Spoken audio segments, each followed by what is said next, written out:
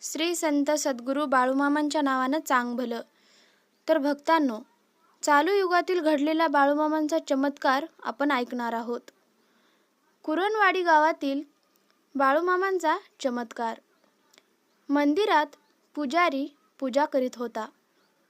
त्याला बाळूमामा म्हणाले, मी डोंगरगाव येथील एक अनोख्या मुलाचे रूप घेऊन जन्माला येईल आणि जे लोक धर्माचा नाश करतात त्याचा मी नाश करीन. जी व्यक्ती माझा संदेश माझ्या नावाने 20 व्यक्तींना हा संदेश पाठवेल त्याची 20 दिवसात मनोकामना पूर्ण करीन. पण जी व्यक्ती आज वाचून उद्या पाठवू असे 25 दिवस जाऊ देईन त्याचे नुकसान होईल. इतके म्हणून बाळूमामा 38 पावले जाऊन अदृश्य झाले.